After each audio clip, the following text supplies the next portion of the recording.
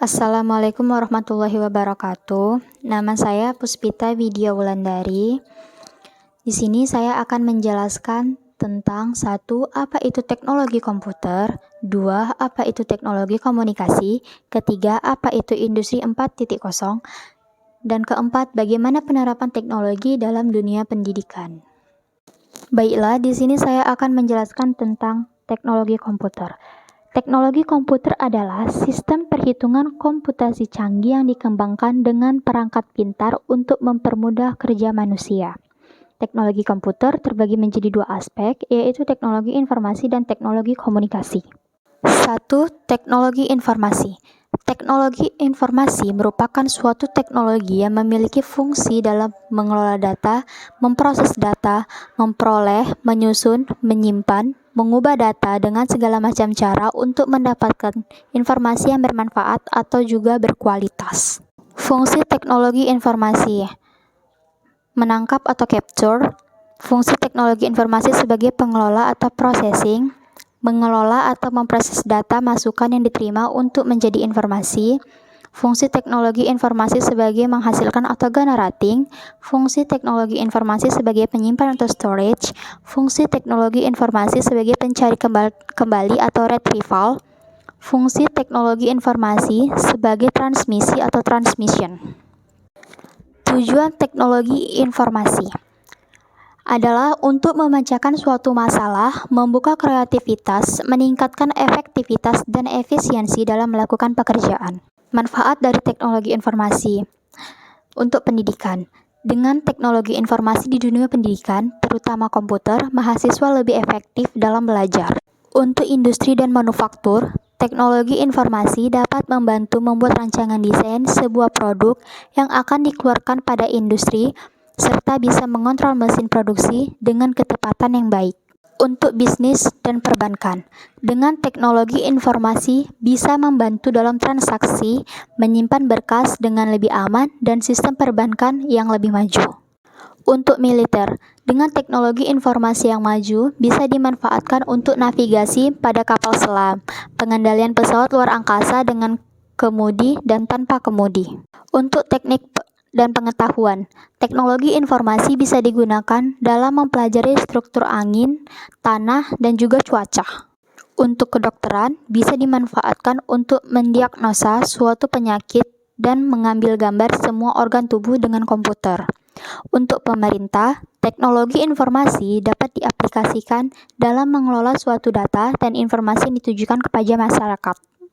Untuk hiburan dan permainan, teknologi komputer bisa digunakan untuk membuat animasi, periklanan, desain grafis, dan juga audiovisual supaya menjadi lebih baik dan menarik.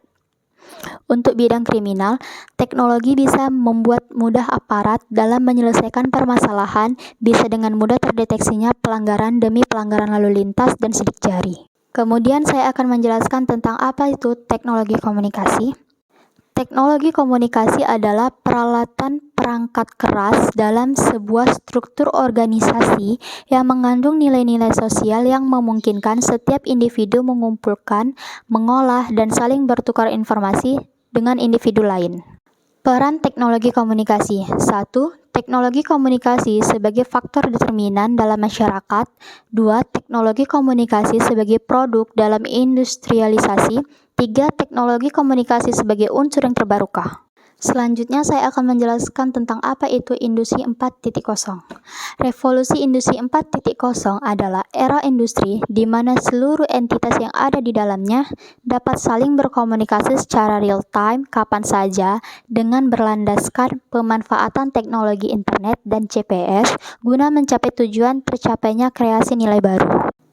Sejarah revolusi industri 4.0. Pertama kali dikenalkan oleh Profesor Klaus Schwab dan Ketua Eksekutif World Economic Forum. Dijelaskan bahwa revolusi industri 4.0 mengubah hidup dan kerjasama manusia secara fundamental. Revolusi industri ini merupakan generasi keempat yang memiliki skala, ruang lingkup, dan kompleksitas yang lebih luas dibandingkan sebelumnya. Revolusi industri dimulai sejak abad ke-18 untuk mengembangkan industri kreatif. Adapun bidang-bidang yang mengalami terobosan dengan munculnya teknologi baru adalah 1. Robot kecerdasan buatan, 2. Teknologi nano, 3. Bioteknologi, 4. Teknologi komputer kuantum, 5. Blockchain, 6. Teknologi berbasis internet, dan 7. Printer 3D. Prinsip-prinsip dalam revolusi industri 4.0.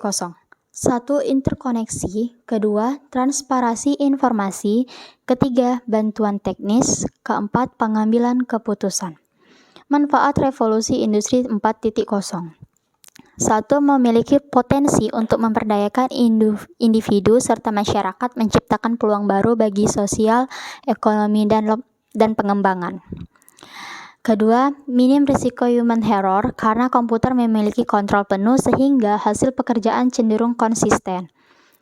3. Meningkatkan efisiensi produktivitas pada proses produksi sehingga Anda dapat memproduksi barang dengan volume yang lebih banyak dan mengandalkan sumber daya yang lebih sedikit. 4. Data yang terhubung ke cloud computing terjamin keamanannya. 5. Sistem yang digunakan lebih canggih dan kontrol serta dikendalikan secara real time. 6. Meningkatkan visibilitas terhadap status ketersediaan barang serta proses pengiriman. 7. Pemangkasan biaya untuk menghandle rantai pasukan. Dampak revolusi 4.0. Timbulnya diskriminasi sosial di dalam kehidupan masyarakat. Timbulnya suatu kapitalisme di dalam bidang perekonomian. Biaya kebutuhan hidup semakin besar karena masyarakat semakin konsumtif. Dan terakhir, sering tersebar berbagai macam berita hoaks dan banyak mempercayai berita hoaks tersebut. Dan terakhir, bagaimana sih penerapan teknologi dalam dunia pendidikan? Pertama, teknologi bisa membantu guru mengajar.